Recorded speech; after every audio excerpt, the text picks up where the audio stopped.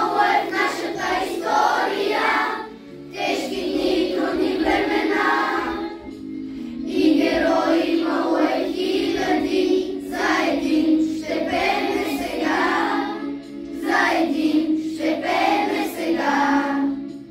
Левски апостоле, чист добър човечен, Левски апостоле, днес с тебе се гордеем. Левски апостоле, чист добър човечен, Левски апостоле, сега за тебе с обич пеем. Надежди сладки, говореше често за бунт, за борба, като за една ближна обща веселба. Часът, на която беше неизвестен, изпитваше кой сърцата си реч честен.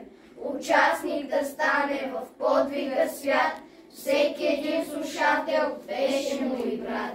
Бъдещето тъмно той гледаше ясно, той любеше своето отечество красно. Той биде обесен. О, бесило славно, по срам и по блясък ти си с кръста равно. От тебе ние видяхме, уви, да висят много скъпи жертви и да се тресат. И вятърът южни с тях да си играе, и тиранът весел с тях да се ругае. О, бесило славно, теб те освети смъртта на героите, свещено си ти. Ти белег си страшен и знак за свобода, за коя по тебе гинеше народа. И лъвът, и храбри, и смъртта до днес от тебе бесило правеше ни чест. Иван Вазов. На край градчето син очакван се родил, бързо раснал момчето, кръстено с любов Васил. Дяконе от манастира, тръгнал по света широк, трудният ти път не спира и след твоя лъвски скок.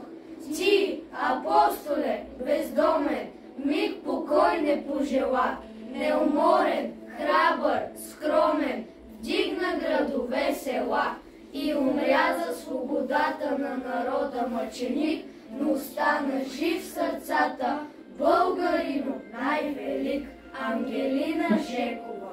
Ето на Васил Левски. О, майко моя, родино мила, защо тъй жално, тъй милно плачеш? Гарване, и ти, птицо проклета, на чий гроб там тъй грозно грачеш?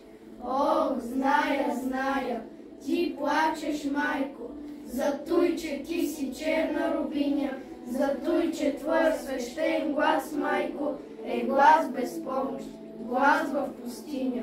Плачи, там близо край град София стърчи, аз видях черно бесило и твой един син Българио виси на него със страшна сила. Карва на градче грозно, зловещо, псета и вълци вият в гората, старци се молят благогорещо, жените плачат, пищят децата. Зимата пее своята зла песен, вихрове гонят тръни в полето, и студ, и мраз, и плач без надежда навяват на теб скръб на сърцето. Христо Ботев.